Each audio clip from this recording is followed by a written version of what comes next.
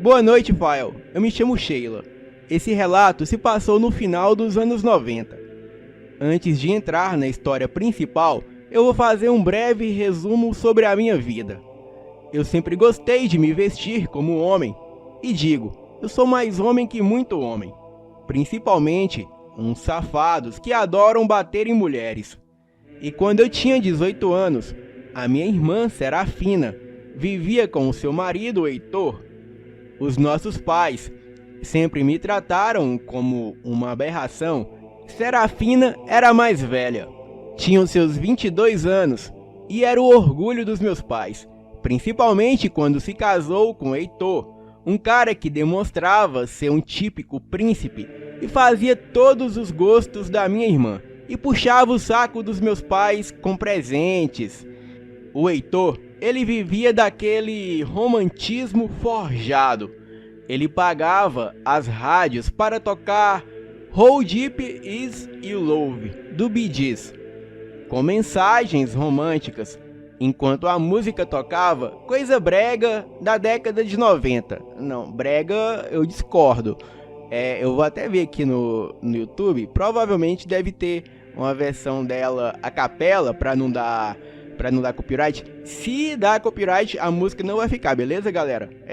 Eu vou ver aqui se vai dar copyright ou não. Mas a música, pra quem não sabe, é essa aqui, ó. Aqui. I know your eyes in the morning sun.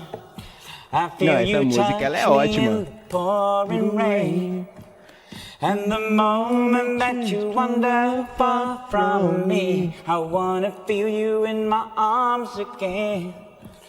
And you come to me on a summer breeze, keep me warm in your love, then you softly leave. And it's me you need to show. How deep is your love? How deep is your love? How deep is your love? I really need to learn. 'Cause we're living in a world of fools, breaking us down. When they all should let us be, we belong to you and me. Não, essa música aqui, ela é demais. Essa música aqui é demais, não. Aí ela foi brega de falar que a música é brega. Eu não sou dessa época não, mas eu conheço essa música. Voltando ao relato. Já eu... lembrando, se a música não tocou, é porque deu copyright aqui, viu? No vídeo. Já eu preferia Cássia Eller, Legião Urbana e Cazuza. O conto de fada acabou quando eles se casaram e mudaram. A minha irmã não ligava mais e só aparecia na nossa casa acompanhada do Heitor e sempre com o olho roxo. Ela alegava que bateu na porta ou outra desculpa esfarrapada. O meu pai não era burro. Ele sabia o que estava acontecendo, mas não fazia nada. E pelo contrário, ele dizia que Serafina era o orgulho da família. E eu sei que ele falava isso para me atingir com essas palavras. Uma vez eu o confrontei. Eu disse que se ele não fosse fazer nada pela filha, eu iria lá acabar com aquele desgraçado que estava batendo na minha irmã. E foi quando o meu pai me deu um tapa na cara. Isso na frente da minha mãe e dos meus tios. Então, eu virei um soco na cara dele que o derrubei no chão. Virei para ele e disse: quem dá tapa é mulher, homem dá é soco. Eu fazia Muay Thai, jogava bola, fazia academia, corria 10 km de manhã e ainda trabalhava. Eu era a moça da faxina na mesma academia que eu frequentava. O meu pai só sabia falar bem de Serafina, mesmo a coitada sofrendo. Mas para ele, como Heitor era de família rica, estava tudo bem. Chegava do trabalho, descontava toda a frustração do seu fracasso na minha mãe e depois ia para a frente da TV assistir novela, só porque eu adorava ver futebol. E também, em nossa casa, só tínhamos uma TV na sala. Eu fui até a casa da minha irmã. Ela nem veio me atender. O desgraçado do Heitor já veio no portão perguntando o que eu queria. Eu o empurrei e já fui ir vendo a minha irmã. Ela estava deitada no sofá com uma bolsa de gelo na cabeça e a cara toda roxa. Eu me assustei quando a vi naquele estado e ela disse que caiu. Heitor pegou a arma e já veio para cima de mim. Eu sabia que ele era covarde demais para atirar. E assim que ele levantou a arma para mim, eu levantei o braço dele e, como um touro, eu bati ele contra a parede e, para minha sorte, ele atirou. O tiro não me acertou, mas gravem essa informação. Eu subi no braço dele com a arma e joguei o braço dele para trás, usando a força das minhas coxas. Esse golpe é conhecido como chave de braço. Eu aprendi no judô. Eu quebrei o braço dele instantaneamente e, em seguida, eu peguei a cabeça dele e bati contra o chão da sala, o que causou um traumatismo craniano que o levou à morte. E como ele estava armado e chegou a atirar contra mim, eu aleguei legítima defesa. A minha irmã, por ser parente, ela não serviu como testemunha, mas nem precisou, pois a perícia viu que ele era violento e agressivo. E não a pena para legítima defesa, que foi o meu caso. E também não houve invasão de propriedade, já que a casa também pertencia à minha irmã. Mas acreditem, o meu pai prestou queixa contra mim por agressão, porém ele também se deu mal, pois haviam testemunhas que ele me acertou com um tapa na cara primeiro, o que fez o juiz escrachar ele de covarde por bater em mulher. Então, eu fui embora de casa, fui morar com uma amiga que morava sozinha em um apartamento em São Paulo. Ela tinha um gato chamado Chiquinho e um namorado que ia lá aos finais de semana. O apartamento era de 2 quartos, então ela deixou que eu ficasse com um dos quartos. Eu ajudava dando faxina em casa, fazendo compras e pagando água e luz, e ela pagava somente o aluguel e também ajudava nas compras. Mas a sua vida era corrida, com trabalho e faculdade, então quase ela não ficava em casa. A minha amiga se chamava Lupe. Ela era diferente das demais. Nunca foi de me julgar e sempre me aceitou como eu era. Ela só tinha uma regra: não fumar maconha dentro de casa. Ah, como você é chata, eu disse. Vai lavar uma louça que você ganha mais. Ela disse para me irritar. Nós tínhamos brincadeiras de uma irritar a outra ou assustar.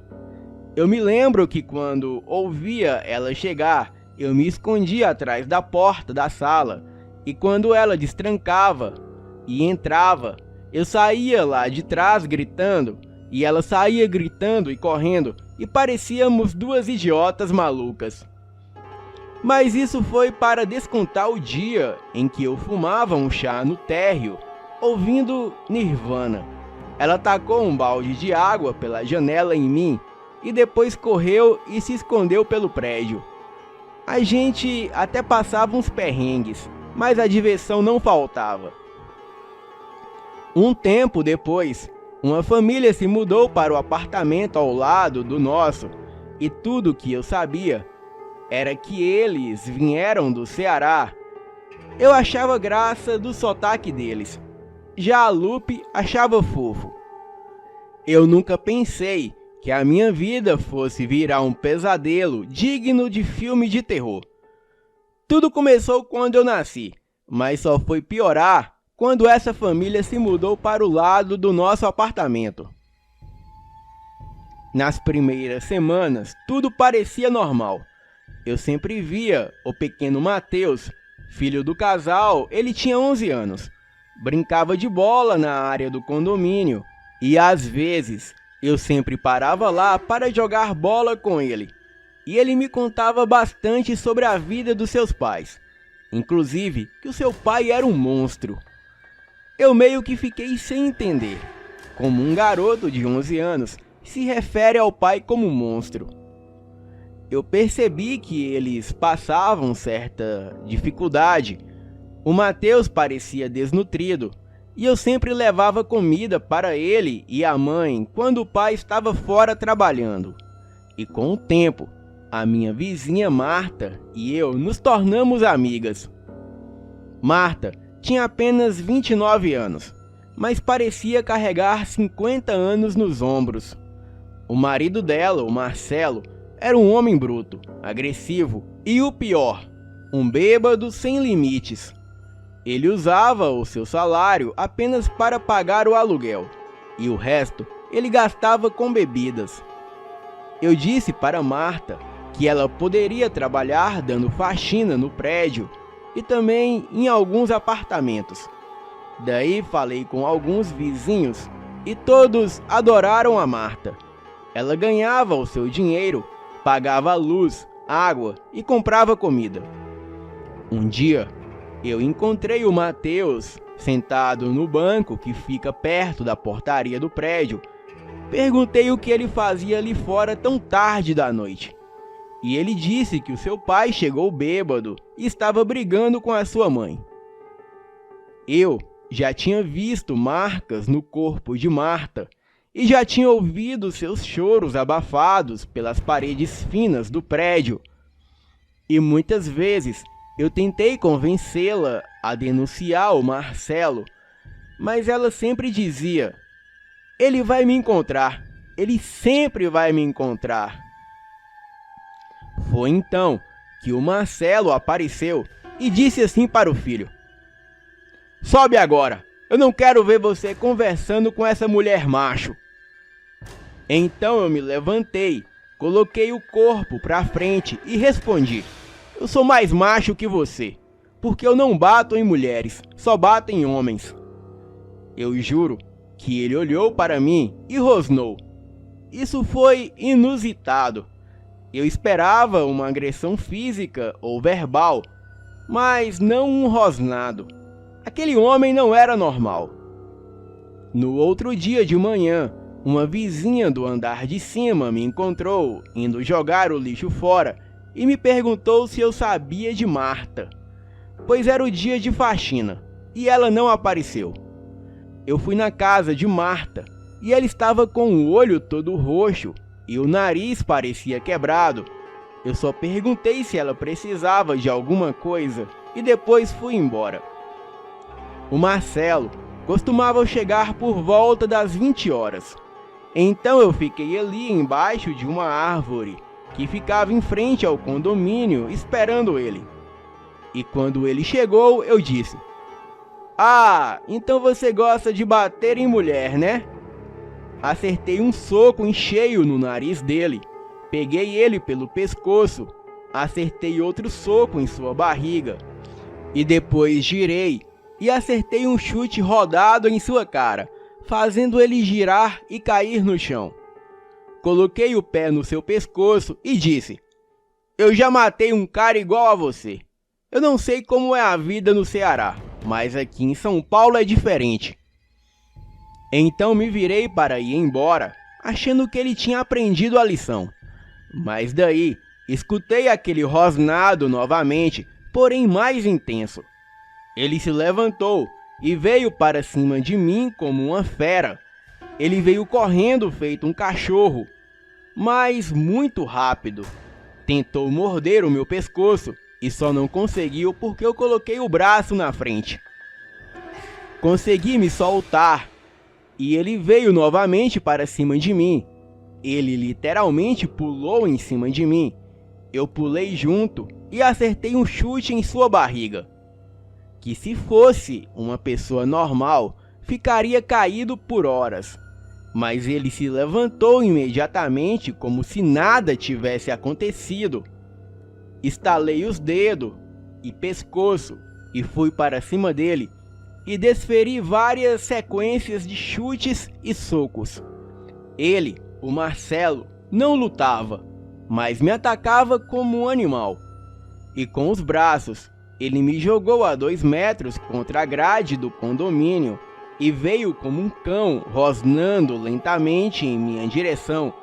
As minhas costas estavam doloridas demais e eu não conseguia me levantar.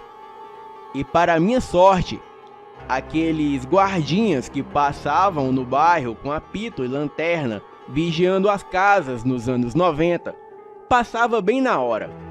Ele parou, apitou e colocou a luz da lanterna nos olhos do Marcelo, e eu posso jurar que não eram olhos humanos. Era de um animal, como de um gato ou onça.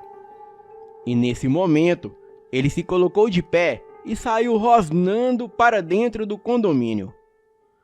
O rapaz me ajudou a levantar e me perguntou o que era aquilo, pois o homem parecia estar possuído. Mais tarde, naquela noite chuvosa, eu ouvi gritos. Os socos contra a parede, o choro desesperado de Mateus, o filho dela de apenas 11 anos. Eu não aguentei, liguei para a polícia. E quando chegaram, o Marcelo estava fora de si, espumando de raiva, mas foi levado algemado, xingando e prometendo vingança. E mesmo com as medidas protetivas, eu sabia que não era seguro. Ele voltaria cedo ou tarde. E foi então que tomei a decisão. Levei Marta e Mateus comigo para o interior, para a antiga casa da avó da Lupe, em Nova Europa, no interior de São Paulo. A casa estava abandonada há anos, cercada por mato alto e o silêncio opressor da cidade pequena. E quando empurrei o portão enferrujado, eu senti um arrepio percorrer a minha espinha. Era como se aquele lugar guardasse segredos que preferiam continuar enterrados. Mas pelo menos por enquanto, estávamos longe do Marcelo. O que eu não sabia é que estávamos correndo direto para as garras de algo muito mais perigoso. A nossa paz durou 2 meses. Sim, o tempo que o Marcelo ficou preso. E nesse tempo, eu ensinava o Mateus a pescar, a caçar. Ele arrumou uns amiguinhos da vizinhança que jogava bola com ele toda a tarde. A Marta matriculou ele de manhã em uma escola do bairro. Então, em uma certa manhã, eu comentei com a Marta que o filho dela havia me chamado de mãe quando eu fui buscá-lo na escola. Não diretamente a mim, mas escutei ele dizendo para os amigos: "Preciso ir, a minha mãe chegou." Crianças não fazem julgamento, não nascem preconceituosas e nem intolerantes religiosos. E nem o Mateus e nem os amigos dele me olhavam estranho por eu me vestir como um garoto na década de 90. A molecada do bairro me adorava, me achava a tia aventureira e engraçada. A Marta disse que na ausência do pai, que o Mateus nunca teve, eu poderia ser a segunda mãe dele. Então ela veio e me beijou. Marta não era nenhuma deusa, mas acho que a convivência fez com que eu me apaixonasse por ela, mesmo sem saber. Então fomos para o quarto e transamos loucamente. Até...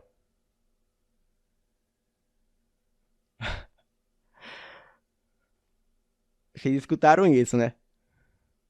E olha, agora são 4 da manhã, viu? Até que tivemos que interromper a diversão, pois já estava na hora de buscar o meu filho Mateus na escola, já que eu era a sua segunda mãe. A Marta e eu começamos um relacionamento. Só não sabíamos como íamos contar para o Mateus. Pelo visto, ele estava muito feliz ali na roça, longe do pai abusivo, tinha família nova e amigos novos. Mas algo dentro de mim me dizia que Marcelo, cedo ou tarde, se tornaria um problema. Dito e certo. O Marcelo, ele não ficou preso por muito tempo. A justiça, cega como sempre, decidiu que 2 meses atrás das grades eram suficientes.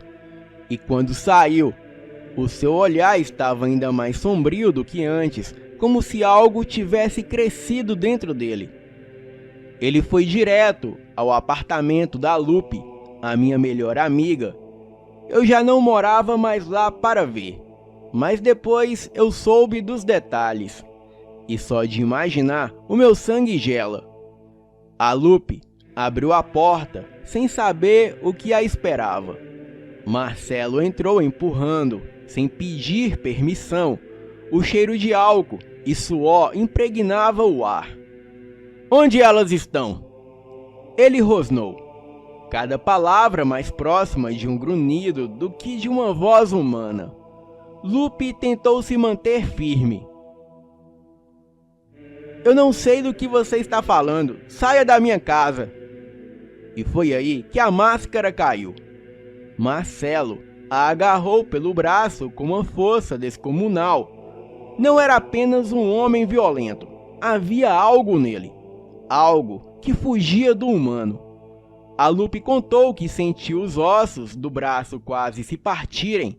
Os olhos dele brilhavam amarelados, como olhos de fera, à beira do ataque. Ela resistiu chorando, mas cada pancada, cada pressão contra o seu corpo a fazia ceder. Fala logo, maldita, onde a Sheila enfiou aquela vaca e o moleque? Partida entre a dor e o medo, a Lupe sussurrou o nome da cidade. Nova Europa. O Marcelo sorriu, mostrando os dentes como presas. Soltou a Lupe, que caiu no chão sem ar. Em segundos, ele já descia as escadas do prédio, desaparecendo na noite. E com o pouco de forças que restava, a Lupe chamou a polícia. Mas quando chegaram, o Marcelo já estava longe, guiado por algo mais forte do que o ódio. Uma fúria animalesca que o levava direto até nós. Nova Europa parecia pacata demais para quem vinha da capital. Uma cidadezinha cercada por plantações, onde o tempo parecia correr mais devagar. Os vizinhos falavam baixo, as pessoas se conheciam pelo nome, e o som mais alto era o mugido do gado ao entardecer. Mas aquela calmaria estava prestes a ser quebrada. Marcelo chegou sem ser notado. Estacionou seu carro velho na beira de uma estrada de terra. E à distância, ele avistou a casa onde eu, Marta e o nosso filho Mateus tentávamos recomeçar a vida.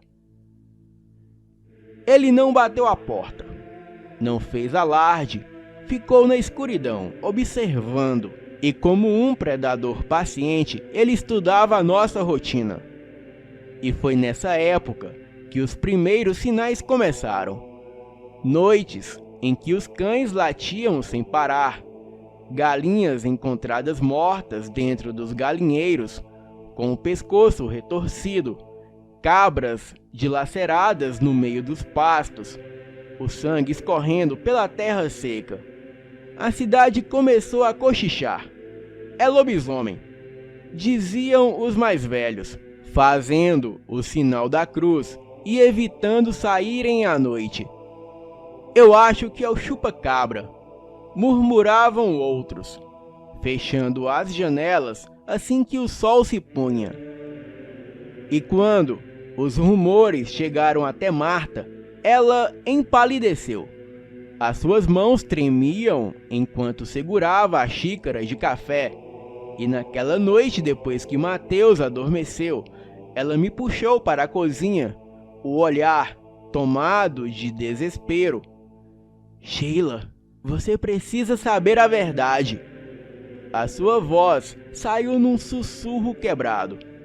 O Marcelo, ele não é só um homem violento. Quando morávamos no Ceará, ele se transformava. Transformava como, mulher? Perguntei sem entender. Ela respirou fundo, os olhos marejados. Nas noites de lua cheia, eu vi com os meus próprios olhos o corpo dele se contorcendo, os ossos quebrando, a pele se rasgando, até que ele se tornava um lobisomem. O meu coração disparou. Era como se as lendas que escutávamos na infância ganhassem carne e dentes diante de nós. Marta chorava apertando a minha mão. Sheila, ele nos encontrou. Não estamos fugindo só de um homem, estamos fugindo de um monstro. Então, a lembrança me veio à mente.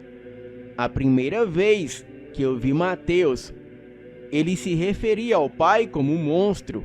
E também da briga que eu tive com o Marcelo, eu desferi vários golpes nele que não surgiram efeitos. Passamos a vigiar mais e permanecermos juntos. Chegamos à conclusão que o lugar mais seguro para o Mateus era na escola, pois lá ele estaria cercado de pessoas para protegê-lo. Então fomos até a diretora Margarete e avisamos para redobrar o cuidado com o Mateus, pois tudo indica que o pai abusivo dele estava na cidade em busca de vingança. Então somente a Marta ou eu podíamos buscá-lo no colégio, e mais ninguém. E a diretora, muito preocupada e prestativa, ela concordou. Disse que se esse tal Marcelo aparecesse, ela chamaria a polícia. As semanas foram passando e continuavam boatos de ataques de lobisomem às criações de sitiantes que moravam mais distantes. Certo dia, eu fui na escola, busquei o Mateus e ele saiu para jogar bola com os amigos na porta de casa. Eu beijei a Marta e disse que ia até o orelhão da praça ligar para a Lupe. Era um costume eu fazer isso pelo menos 2 vezes por mês, para ver como ela estava. Ela não tinha telefone fixo em casa, então eu ligava para o seu trabalho. E quando Lupe soube que era eu na ligação, ela só disse que tínhamos que sair dali urgente, que esse Marcelo era extremamente perigoso e já deveria estar nos caçando, pois se ela não contasse ao Marcelo onde nós estávamos, ele a teria matado. Eu nem coloquei o telefone no gancho. Imediatamente eu corri para casa, que ficava uns 4 quilômetros de distância. Peguei um atalho pelos matos e sítios de vizinhos para chegar mais rápido. E assim que cheguei, eu não vi nenhuma criança na rua. Era para o Mateus estar ali brincando com os meninos. E quando eu entro em casa, eu vejo tudo quebrado. Pratos, copos e a mesa. E não havia nem sinal de Marta e Mateus.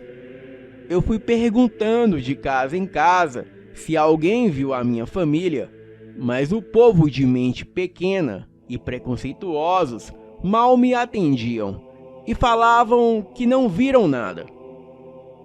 Já estava quase escurecendo, até que uma garota que morava com o avô, ela disse que viu um homem entrando na casa e depois saindo com o Mateus e a mãe. O velho Tião, que era avô da garota, ele me chamou para entrar. E em momento algum, ele se importou por eu parecer um macho. Pelo contrário, ele disse que essa cidade precisava mais era de homens como eu. Mas eu sozinha não teria chances contra essa coisa, e que ele pegaria a sua espingarda, iria no mato comigo.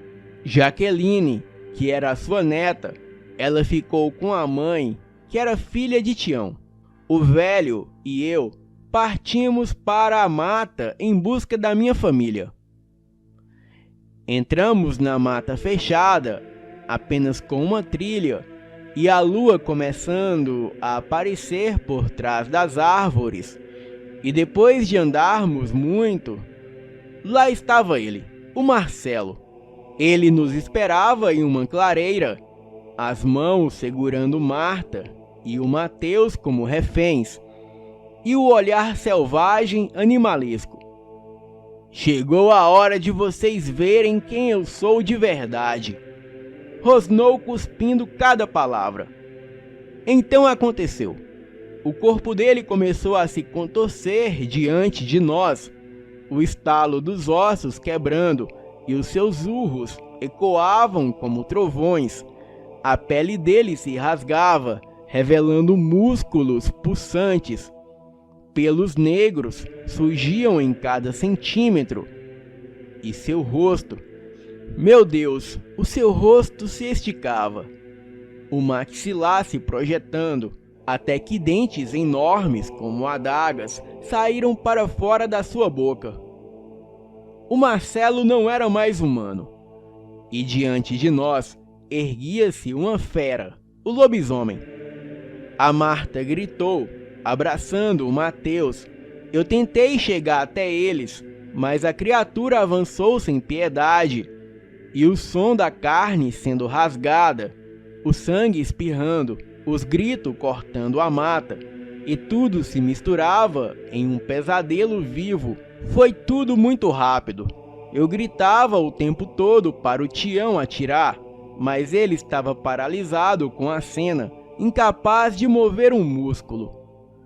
E quando enfim cheguei perto, já era tarde.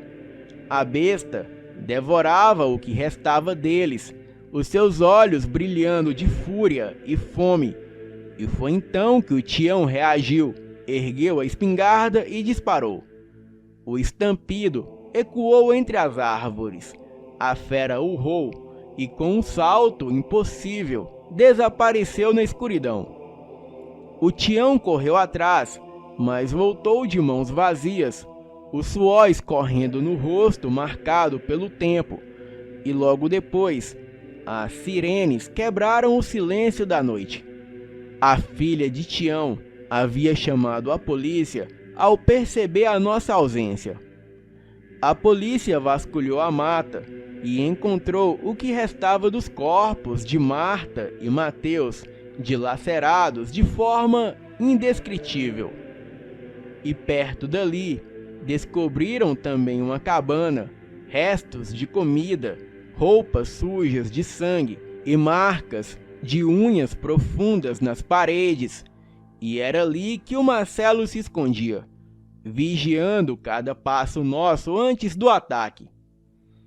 E depois que os agentes nos questionaram, eu contei a Tião toda a verdade, que aquele lobisomem era o ex-marido de Marta.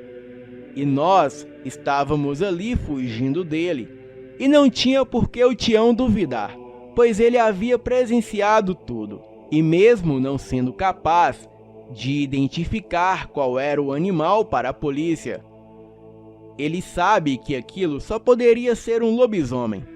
Mas a minha versão foi diferente.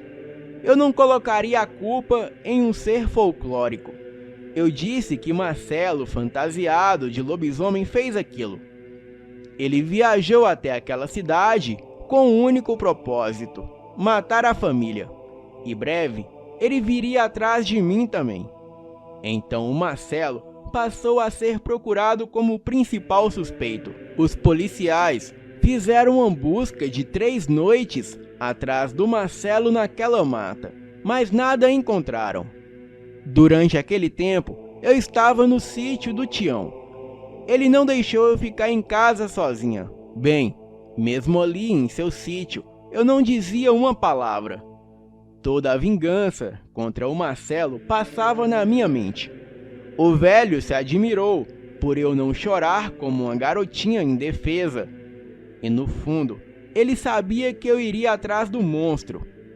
E essa criatura iria se arrepender do dia em que nasceu. E assim que as buscas se encerraram na mata, o velho, ele ficou em silêncio por um tempo, encarando o chão, levantou os olhos, olhou diretamente para mim e disse: "Esse demônio não vai parar. Agora que ele levou a vida da Marta, e do menino. Sheila, você é a próxima. Agora não tem mais polícia ali na mata caçando essa criatura. Ou seja, você não está mais protegida. Tião segurou firme o meu ombro e disse: eu vou te ajudar. Se esse maldito pensa que pode continuar assombrando essa cidade, ele não sabe com quem mexeu. E juntos vamos acabar com esse lobisomem. Isso não é problema seu, velho. Eu disse, soluçando de raiva. Eu mesma vou fazer isso sozinha. Não, não vai. Para pegar essa coisa, você vai precisar de armas e de alguém de isca. Na minha idade, o melhor que eu posso fazer é ser a isca para atrair essa coisa até você. Eu nunca fui bom de tiro, e por isso eu não atirei quando o homem se transformava, pela distância e pela escuridão. Pois eu fiquei com medo de acertar a mãe e o filho. Você foi corajosa, correu apenas segurando uma faca, mas foi tudo muito rápido. Quando você chegou, a besta já havia devorado os dois, e só não te matou porque planeja uma morte muito mais dolorosa para você. Vamos fazer o seguinte, minha filha. Amanhã, ao cair da noite, vamos atrás dessa criatura. Eu vou na frente de isca chamando por ele, e quando ele chegar, eu atiro no bicho e deixo você terminar o serviço. Eu não conseguia pensar em nada, pois eu estava decidida a ir sozinha atrás da fera. Naquela noite, eu me levantei da rede, entrei pelos fundos da casa do Tião e fui até o seu quarto pegar a espingarda e ir atrás da fera. E quando cheguei no quarto, não estava lá nem a espingarda e muito menos o Tião. O velho maldito havia ido sozinho atrás da fera. Ele havia me enganado. Eu peguei a lanterna e um facão no galpão nos fundos da casa e adentrei a mata. A mata naquela noite parecia viva. Cada galho rangia como se sussurrasse. O Tião saiu sozinho, a espingarda pendurada no ombro, e eu fui pela trilha, o coração martelando no peito, tentando ouvir algo além dos animais noturnos. Andei sem fazer barulho por quase 1 hora. Então, o estampido do primeiro tiro fez as minhas mãos tremerem. Eu corri o mais rápido que pude na direção do tiro, que por sinal não era muito longe de onde eu estava. A uns 15 metros, eu vi o Tião com a espingarda em punho. O tiro que ele havia dado não parecia um acerto. O Tião xingou baixo. O som dele ecoou entre as árvores e foi aí que eu percebi. Algo se movia por ali rápido demais para ser alguma coisa humano. Um rosnado profundo cortou o silêncio e a fera o encontrou primeiro. Eu ouvi o confronto antes de ver qualquer coisa.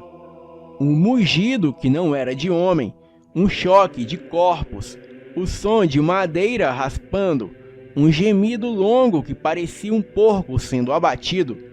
Tião havia atirado de novo, e esse segundo disparo pareceu acertar a criatura.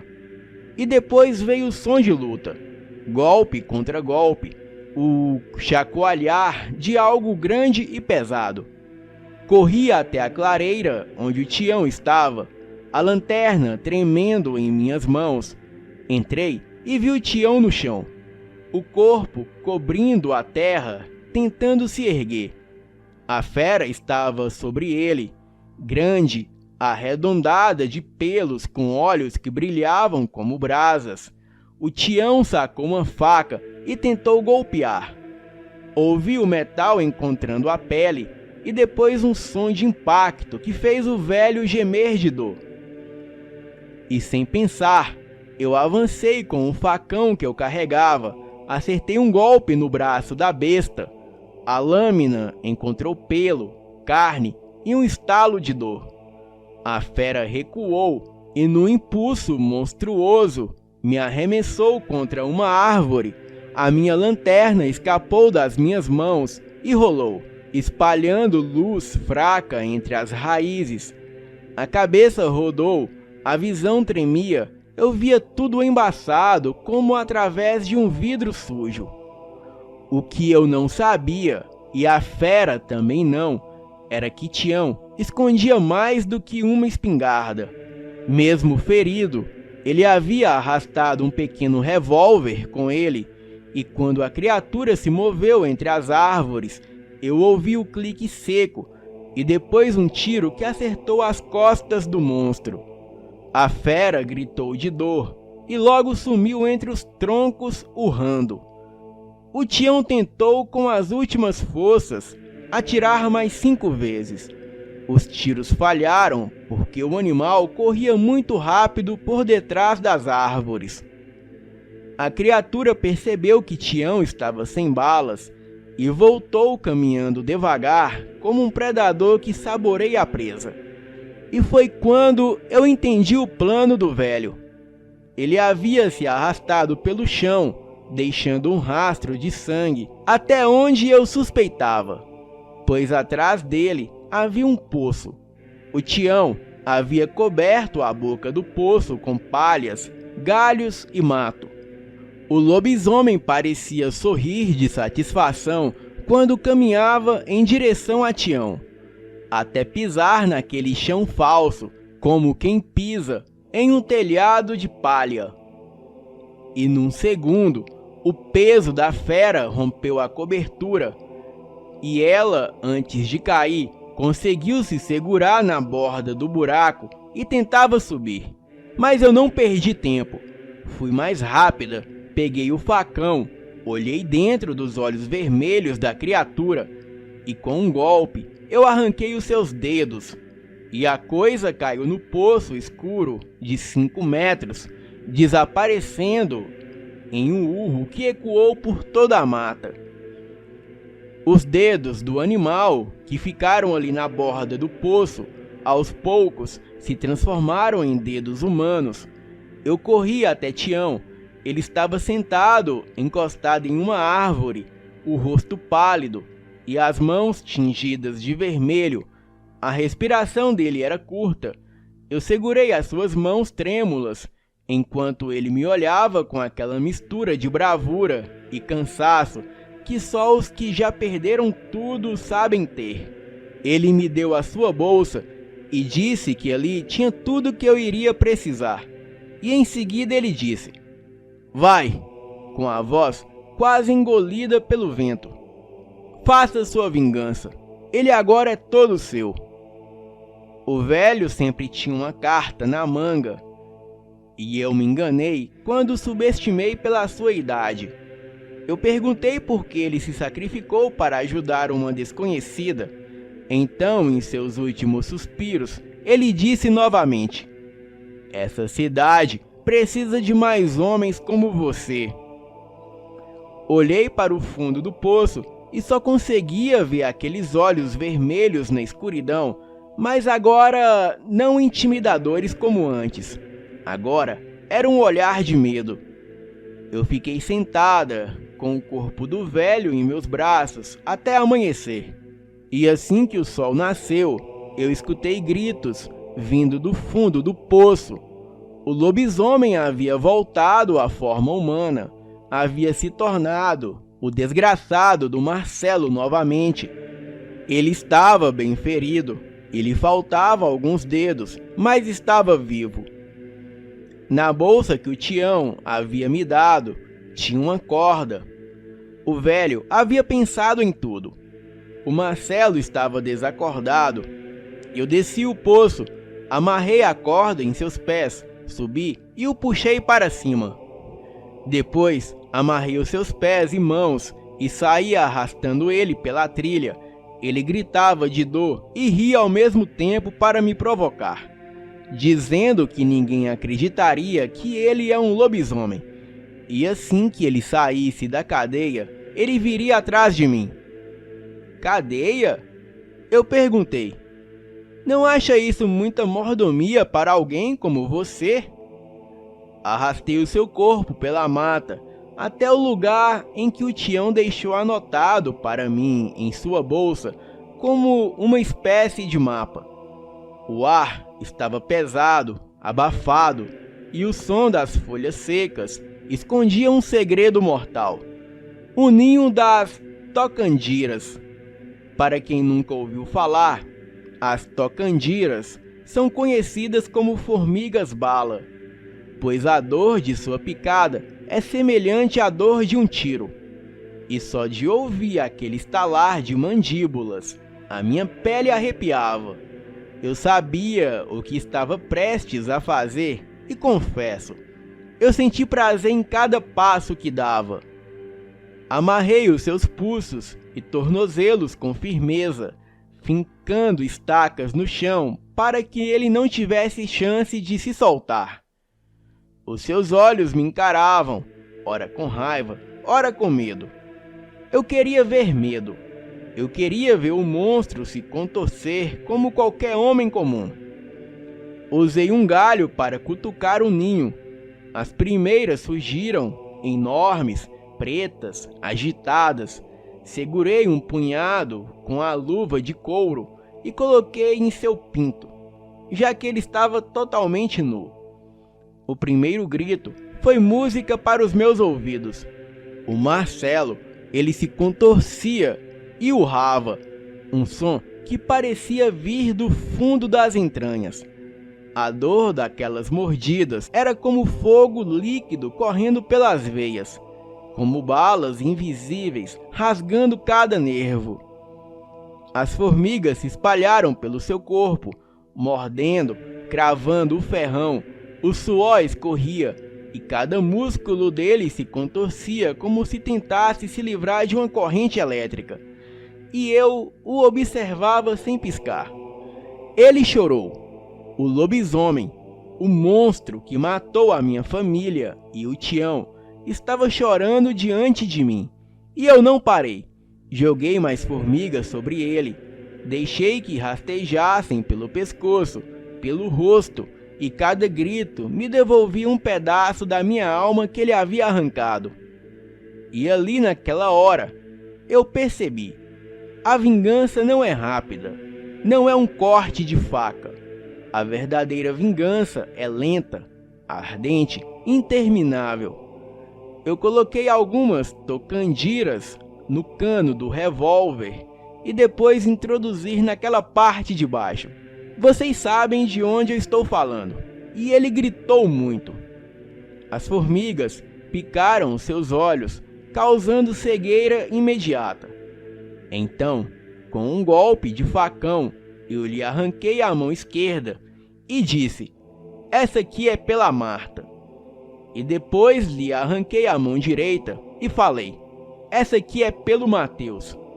E quando eu levantei o facão para lhe arrancar a cabeça e dizer: "Essa aqui é pelo Tião", escutei passos e vozes.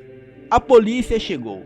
Vários policiais apontando armas para mim e gritando para soltar o facão. As pessoas da vila ouviram os tiros de noite vindo da mata, mas só ligaram para a polícia de manhã. A morte do Tião, da Marta e do Mateus, a polícia sabia que foi o Marcelo, pois toda a família do Tião testemunhou contra o Marcelo e testemunharam também em minha defesa. Marcelo, ele foi internado e algemado, mas ele fugiu do hospital na noite seguinte. Eu sei que ele se transformou, mas a polícia com certeza esconde essa informação. Eu tive que pagar pelo crime de justiceira por tentar tirar a vida do Marcelo. Eu peguei 4 anos de prisão, mas só cumpri 2. Eu sei que ele anda por aí, mas um lobisomem sem mãos é um lobisomem indefeso. Hoje, em 2025, eu tenho 46 anos, moro no Paraná e tenho a minha própria academia. Eu desisti de procurar o Marcelo, pois eu sei que agora é ele que me procura. Boa noite. Boa noite. Neste relato, pode me chamar de Maria.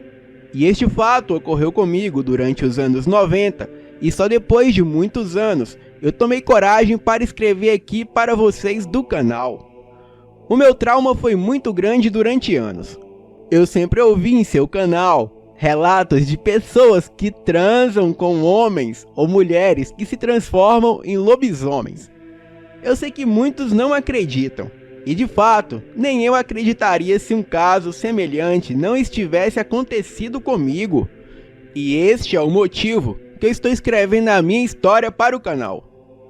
Bora pro relato. Eu nasci na cidade de Santos, litoral paulista. Na época, eu tinha apenas 16 anos. E quando meu pai se separou da minha mãe, ele havia arrumado outra mulher. Nós ficamos sem dinheiro. E a minha mãe foi obrigada a vender a casa e nós mudar para a fazenda dos meus avós maternos, que fica na cidade de Congonhas, Minas Gerais. Bem, mudamos no ano de 1991. E logo eu dei continuidade aos meus estudos, ali mesmo naquela cidade pacata.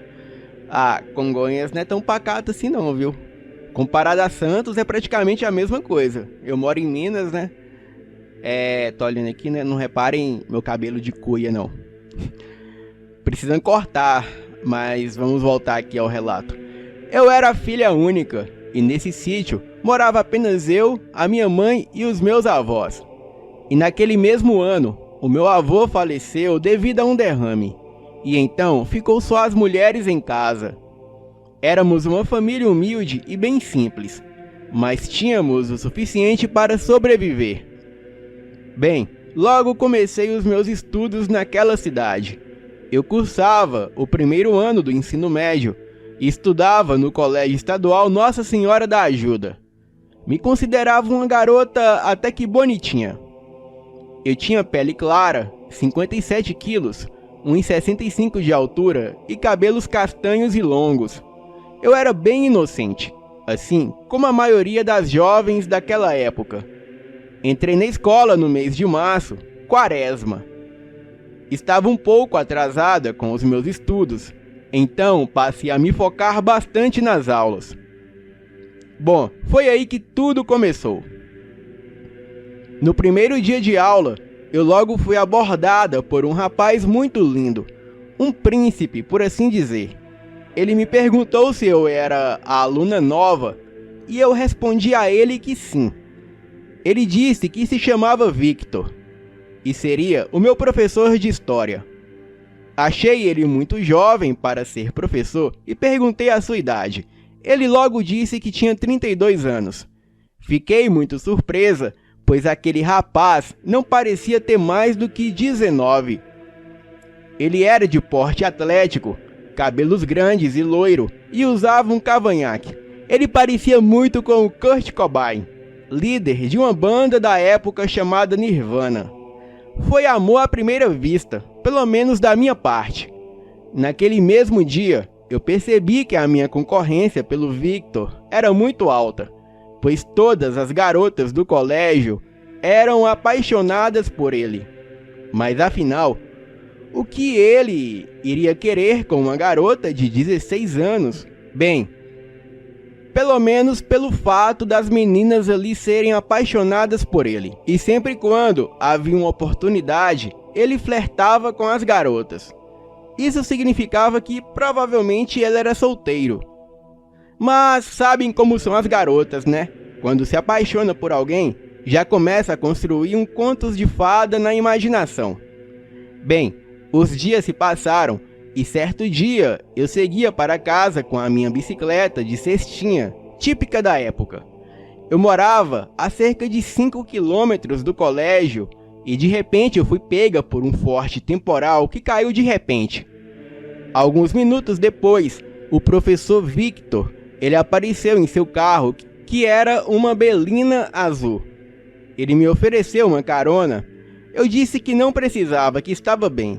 Mas ele logo disse com uma cara de riso: "Deixa de ser boba, menina, entra logo no carro." Ele colocou a minha bicicleta no porta-malas do carro e seguimos rumo à minha casa. E durante o caminho conversamos sobre músicas e filmes, e eu descobri que ele tinha os mesmos gostos que eu. Eu curtia rock e adorava filmes de terror. E os seus filmes preferidos eram os mais trashes possíveis. Hellraiser, Cemitério Maldito, Uma Noite Alucinante, A Morte do Demônio e outros típicos filmes de terror da época. Ele me convidou para ir na sua casa no final de semana, ouvir música e ver alguns filmes de terror que ele tinha em VHF. E logo eu aceitei o convite. E no final de semana, como combinado, lá estava eu em sua casa. Ele acendeu um cigarro, me ofereceu um trago e colocou o seu disco do Nirvana para tocar. Eu dei um tapa na erva e a marca do meu batom ficou ali marcada no papel. Logo então, ele se aproximou de mim e me beijou. E em seguida, começou a tirar as minhas roupas. Que isso, gente. E transamos loucamente durante toda aquela tarde chuvosa, ao som de Smell Like Teen Spirit, uma música do Nirvana. E por volta das 18 horas, eu voltei para casa nas nuvens. Eu não pensava em outra coisa a não ser naquele homem. E não demorou muito para as garotas do colégio descobrirem o nosso relacionamento e passarem a me odiar. Elas nem mais falavam comigo. E eu tinha que negar tudo aquilo. Eu tinha que negar que tinha alguma coisa com o Victor, pois se confirmassem tais acusações, isso lhe comprometeria o emprego. Bem, eu e o Victor passamos a transar em qualquer lugar que tivesse uma brecha. Era no porão da escola, no carro, na sua casa, em algumas vezes, até mesmo no celeiro do sítio da minha casa. Que isso? Eu já estava mais que apaixonada por aquele homem, até que certo dia eu resolvi pedir ele em namoro. Tá. E logo, ele disse que não poderíamos ter uma relação aberta, pois eu era muito nova e se descobrissem, ele poderia perder o seu emprego. Mas assim que eu fizesse 18 anos, ele me assumiria como namorada.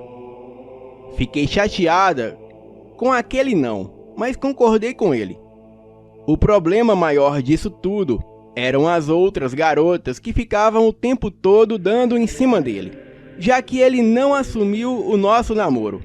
E quando alguém perguntava se ele namorava, ele negava e dizia que era solteiro.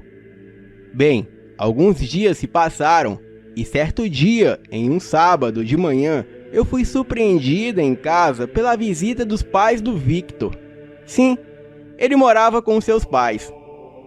A minha mãe não estava em casa e foi a minha avó que os atenderam. Eles disseram que precisavam falar comigo a sós. Bem, ficamos a sós na sala. Eu, o pai do Victor e a mãe dele. Eles logo disseram, bem o que eu já imaginava, que eu deveria me afastar do seu filho. E logo os perguntei se o problema era a minha idade. E para minha surpresa, eles disseram que não, que o problema não era eu, e sim o seu filho, pois ele era um perigo para mim. Mas não me proibiram de nada. Eles disseram que esse foi apenas um conselho, e era eu que decidiria se escutava ou não. É óbvio que eu não escutei. Tempos depois, eu passei a descobrir que o Victor, ele saía com outras garotas do colégio. Porém, misteriosamente, essas garotas desapareciam. Foram um total de 3. E as mesmas estão desaparecidas até os dias de hoje. Outro fato inusitado é que várias outras vezes eu peguei o Victor flertando com outros rapazes do colégio. No começo, eu achei que se tratava apenas de brincadeiras que os homens têm entre eles. Até que certo dia, eu comecei a achar cuecas de garotos no banco traseiro do carro do Victor. Cuecas essas que eu tinha certeza que não eram dele. O mais engraçado de tudo é que esses garotos que eu via se engraçando para o lado do Victor também desapareciam misteriosamente do colégio depois de algum tempo. Eles tinham as brincadeiras estranhas, como um pegar no peru do outro e dar tapinha na bunda. Mesmo sendo brincadeira, eu não via isso como atitude para um professor. Mas enfim, naquela época não havia tanto mimimi igual nos tempos de hoje. Bom, eu era extremamente desconfiada e investigava a fundo a vida do Victor, sem ele saber de nada. Eu tenho uma prima que ela é desse jeito, todo namorado que ela arruma, ela investiga a vida dele, tudo. Ela chama Viviane. Espero que ela não esteja assistindo esse relato, mas ela tem um namorado agora que, meu Deus, ela investiga a vida dele em tudo. Ela até clonou o WhatsApp dele pra saber com quem ele fala, quem manda mensagem. Ela tem a localização dele, isso é louco. Porém, eu não revelava as minhas desconfianças a ele, pois eu tinha medo que ele terminasse comigo, apesar que não tínhamos nada mais além do que transas. Certo dia, eu havia emprestado meu batom para uma menina do colégio que dizia ser a minha amiga. Ela se chamava Patrícia, mas todos a chamavam de Patrícia Aventureira, devido à sua fama de piriguete. E certo dia no colégio, eu fazia uma redação de português durante o recreio. Eu precisei de uma borracha emprestado, mas todos os alunos estavam fora da sala. Então, como a Patrícia e eu éramos amigas, eu fui até o seu estojo de canetas pegar a sua borracha emprestada, até que me deparei com um bilhete escrito pelo Victor. E nesse bilhete dizia o seguinte: "Docinho, me espera depois da aula, lá na sorveteria, que assim que terminar o meu turno, eu passo lá de carro para te buscar." E ele deixou também escrito: "Ah, e rasgue esse bilhete assim que lê. Assinado seu Dom Juan, beijos." Naquele dia, eu resolvi seguir a Patrícia, sem que ela percebesse. Ela entrou na sorveteria e logo depois de um tempo, o Victor apareceu de carro e a levou. Eu fiquei com muita raiva daquele cretino, mas como eu disse, eu não poderia falar nada com ele, pois a única coisa que ele diria era que não havia nenhum compromisso entre nós dois, assim como não havia nenhum compromisso dele com ninguém. No dia seguinte, no colégio, eu estava disposta a xingar a minha falsa amiga, a Patrícia. Afinal, ela era a única pessoa que sabia que eu estava ficando com o Victor. E como prova disso tudo, eu tinha um bilhete escrito pelo Victor em minha posse. Mas para minha surpresa, ela não apareceu no colégio naquele dia, e nem nos dias seguintes. Até que, com o passar dos dias, ela foi dada como desaparecida. E o desaparecimento de Patrícia foi o estopim dos desaparecimentos. A polícia logo começou a investigar e a alertar que possivelmente os desaparecimentos estariam ligados a uma onda de crimes, a um serial killer. E não demorou muito para que os alunos do colégio dissessem que os seus colegas estavam sendo sequestrados pela Kombi dos palhaços. Isso era uma lenda urbana da época. E também diziam que poderia ser o Fred Krueger, que estava sequestrando os alunos para os sonhos, e diversas outras teorias sem sentido algum. O mais interessante era que muitos afirmavam ver a Kombi dos palhaços minutos antes da vítima desaparecer, o que dificultava a investigação da polícia. Eu logo comecei a ficar com um certo medo do Victor, mas, meu Deus, aquele homem era perfeito, e a minha paixão falava mais alto que o medo. Certo dia, o Victor me chamou para dar uma volta de carro. Ele disse que me ensinaria a dirigir. Fiquei muito feliz e fomos para umas estradinhas de terra que ficava próxima à estação ferroviária, e lá estava eu, aprendendo a dirigir. Era a minha primeira vez, eu fiquei muito nervosa. O Victor logo percebeu e colocou para tocar como zoeira o disco do Nirvana.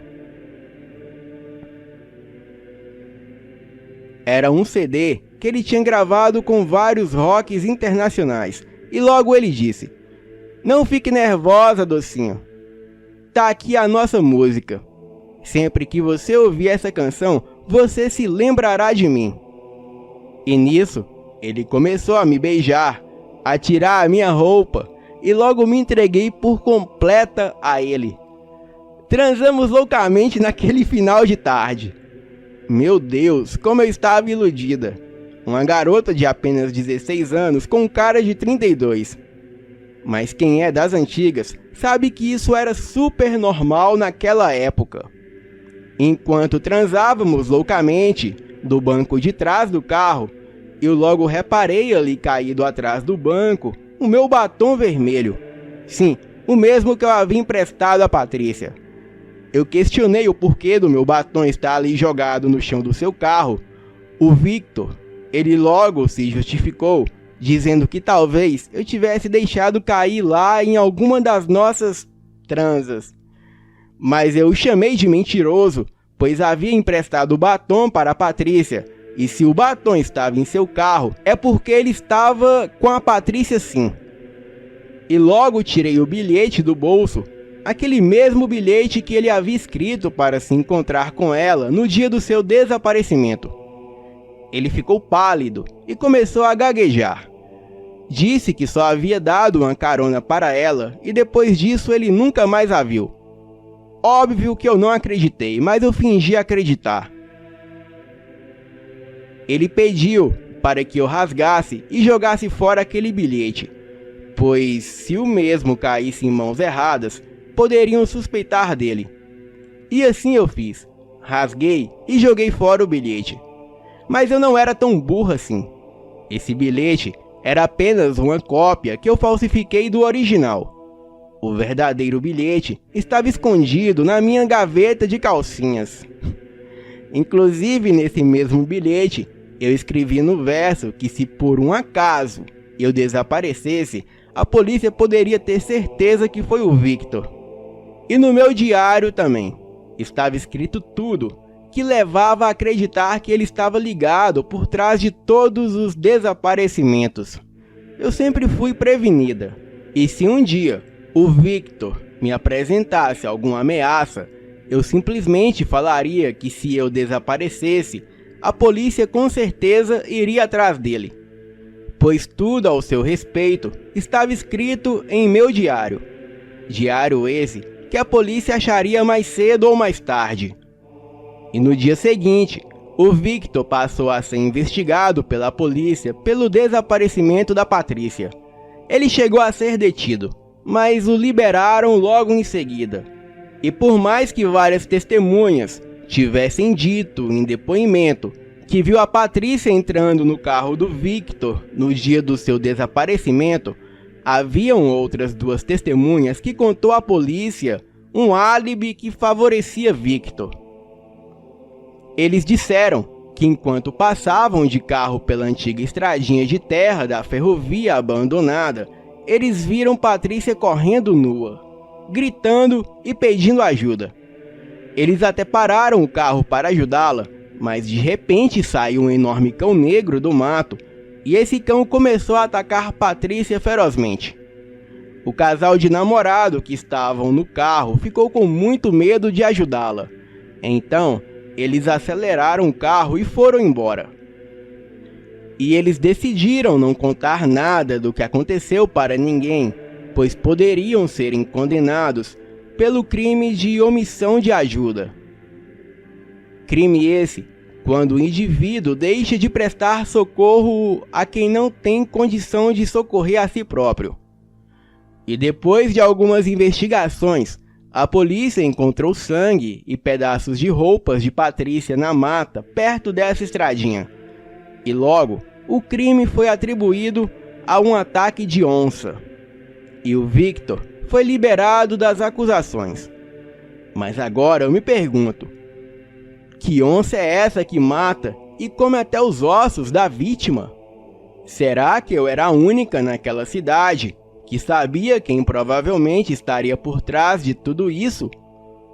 O Victor foi se afastando do colégio e os desaparecimentos de alunos pararam.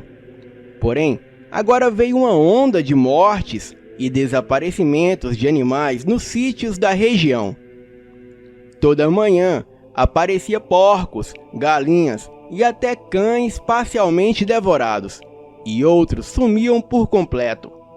Moradores da redondeza relatavam que um ser negro de olhos flamejantes saía à noite atacando as suas criações. Certa noite, essa criatura resolveu atacar o sítio da minha avó, onde eu morava com a minha mãe.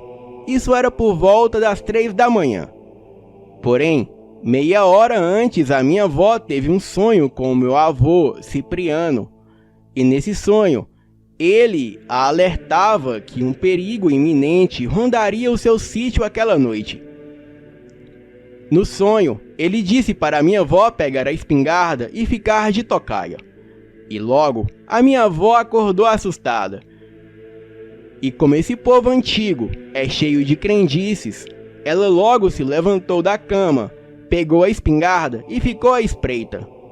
E não demorou muito para ela sentir um terrível cheiro de podre e em seguida se deparar com aquela criatura demoníaca. Ela descreveu a criatura como um enorme cachorro mutante que andava envergado e os seus olhos pareciam brasas. Ela mirou e atirou na criatura, que fugiu para o mato. O tiro pegou no seu ombro e então a minha avó tinha certeza que a criatura não se feriu gravemente e poderia retornar a qualquer noite dessas. E no outro dia cedo, a minha avó contou esse fato para minha mãe e eu. E nesse mesmo dia, eu resolvi ir até a casa do Victor para lhe fazer uma surpresa. Mas quem teve a surpresa foi eu.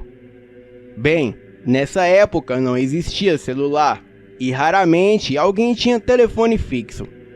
Então era bem comum as pessoas irem na casa das outras sem um aviso prévio. Eu passei na sua casa bem cedinho, antes de ir ao colégio, e lá estava ele com o braço enfaixado. Perguntei a ele o que houve, e ele disse que havia batido o carro em uma árvore quando voltava para casa.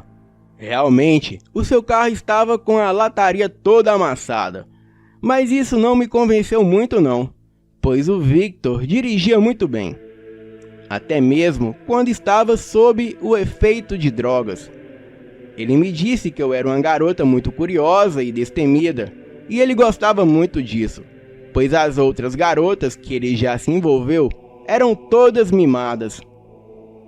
Eu odiava quando ele falava de outras garotas.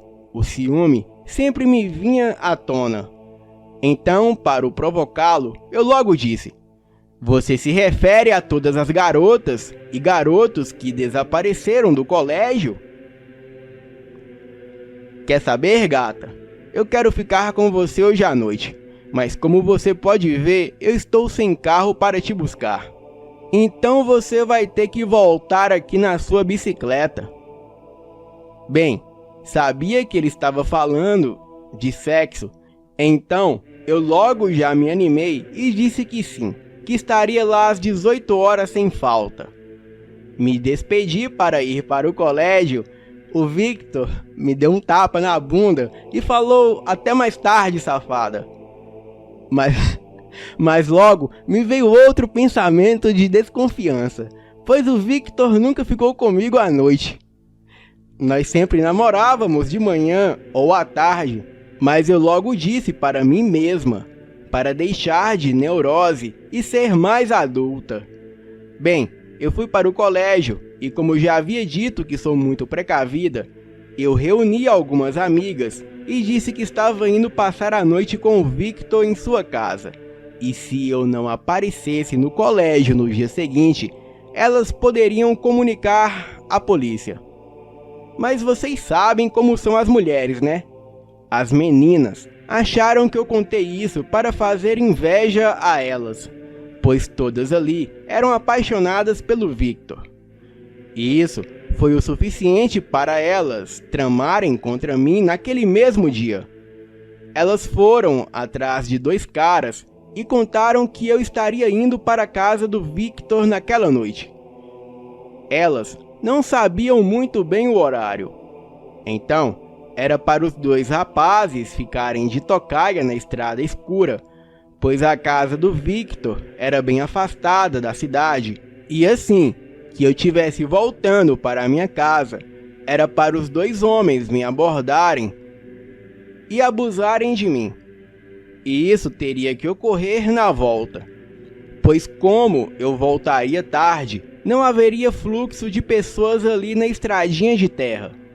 E em troca desse favor, aquelas garotas ficariam com esses dois rapazes, que eram dois caras feios, e por isso necessitavam muito de umas namoradas.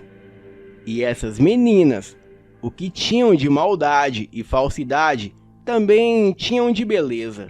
É claro, os dois rapazes concordaram. Afinal, eu era nova, bonita, e estaria sozinha em um lugar propício a esse tipo de coisa. Eu só vinha saber desse plano maligno anos mais tarde.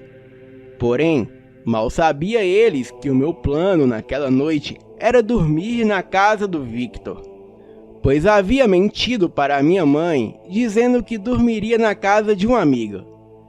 Bem, agora havia dois problemas do qual eu desconhecia.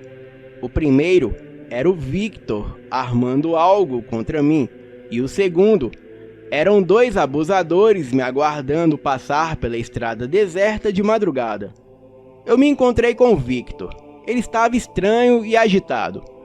Ele me levou para o seu quarto e logo começou a tirar minha calcinha com os dentes com muita violência, a ponto de rasgá-la. Eu nem conseguia falar, pois parecia que eu estava transando com um animal. Ele foi tão violento que a camisinha que ele usava chegou a estourar. E logo me veio a preocupação de engravidar. O quarto estava em escuridão total, mas logo percebi que todo o seu corpo estava mais cheio de pelos que o normal, inclusive as partes de baixo. Ele estava muito ofegante, mas muito mesmo. E logo ele parou o que estava fazendo e disse que não ia mais fazer aquilo, pois me amava muito. E eu, sem entender nada, eu perguntei a ele o que estava acontecendo. E foi aí que ele disse para mim correr, pegar a minha bicicleta e voltar o mais rápido possível para casa. Eu disse que não iria até ele me contar o que estava acontecendo. E foi aí que eu percebi que os seus olhos pareciam brasas. Eu fiquei paralisada de medo. E logo em seguida, ele me pegou com apenas um dos seus braços e me arremessou pela janela. Começou a gritar para mim correr para casa. Eu saí correndo até chegar na porteira de sua casa, pois a sua casa era um pequeno sítio e tinha que andar cerca de 200 metros para chegar até a porteira para sair de lá. E assim que eu cheguei na porteira, eu encontrei os seus pais chegando de carro. Eu implorei a eles por ajuda e eles riram da minha cara. Disseram que haviam me avisado do perigo e agora que eu me virasse. Eu saí pedalando pela estrada escura o mais rápido que eu pude. Eu estava apenas de sutiã e sem calcinha. E foi aí que eu encontrei os dois rapazes na estrada. Parei a bicicleta, pedi ajuda a eles e contei que tinha alguém me perseguindo. De início, eles muito gentilmente disseram que eu estaria segura e que eles me levariam para casa, que era ali perto. Eu mal sabia que esses rapazes eram os dois... Vocês sabem o que. Eles me levaram para o mato, taparam a minha boca e me ameaçaram com uma faca. Eu já estava quase que totalmente nua, e antes que eles começassem a fazer algo, um uivo estridente ecoou por toda a mata. Eles pararam e olharam em volta, e foi aí que a minha ficha caiu. Eu logo percebi que o Victor era o responsável pelo desaparecimento dos alunos, pois essa criatura era ele. Em outras palavras, o Victor era o lobisomem. A cada uivo que a criatura dava, parecia estar cada vez mais perto. E foi no terceiro uivo que a criatura deu que eles tiraram a mão da minha boca e me perguntaram que porra era aquilo. Eu respondi: Isso é o meu namorado e ele vai matar vocês dois. Então, aqueles dois caras começaram a tremer de medo e olhar em volta. E em uma fração de segundos, aquela criatura saltou de dentro da mata, atacando o primeiro rapaz de pele escura.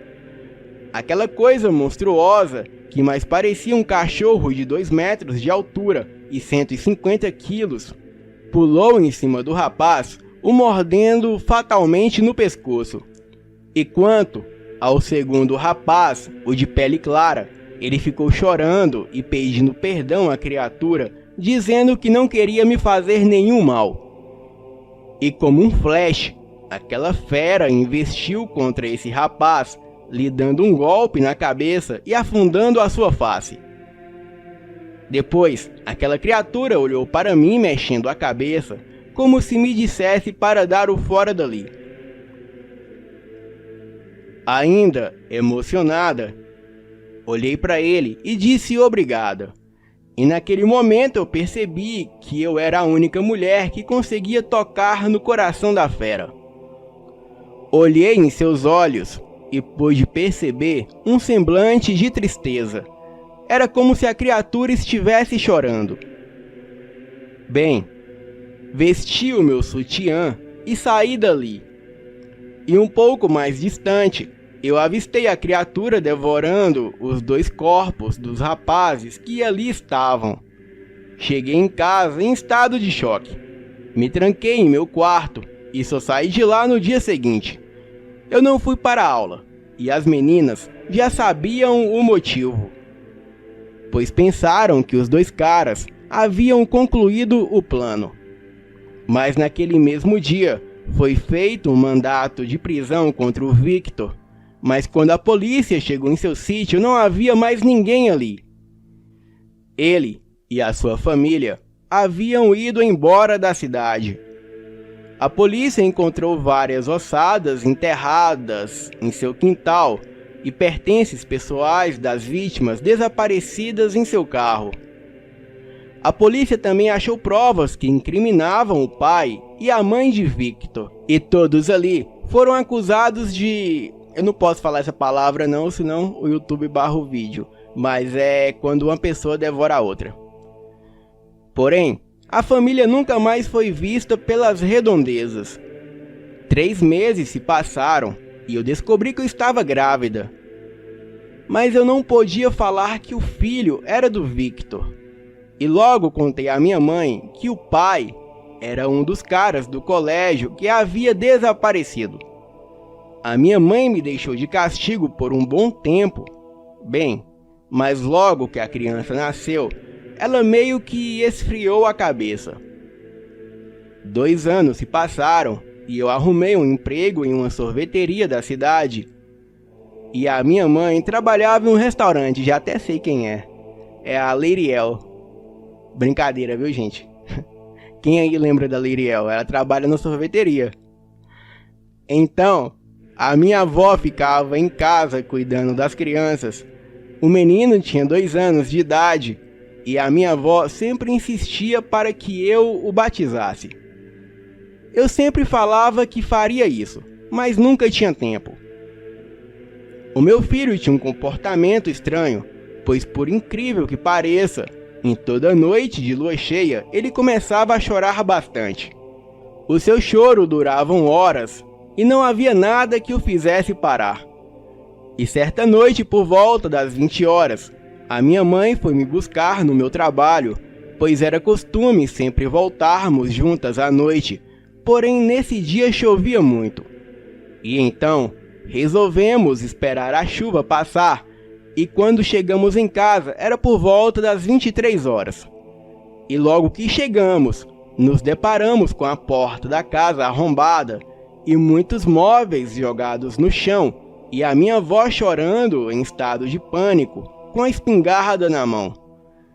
E quando ela se acalmou, ela nos contou que cerca de 2 horas antes de chegarmos, aquela criatura de pelos negros e olhos flamejantes havia invadido o sítio, arrombado a porta da casa. Ela estava dormindo e acordou com um barulho. Então ela correu, pegou a espingarda e quando viu, a criatura estava no quarto da criança, segurando o menino em seu colo. A minha avó não atirou com medo de acertar a criança. E enquanto a criatura saía com a criança nos braços, e por mais estranho que pareça, a criança não chorava aquela noite, mas ria de felicidade por estar perto daquela criatura. E assim, ambos sumiram na escuridão, e a partir daquele dia eu nunca mais vi o meu filho. Hoje, faz 26 anos desde que o meu filho foi levado pela criatura, e o que me consola é que tenho certeza que quem o levou era o seu pai verdadeiro, o Victor. Boa noite.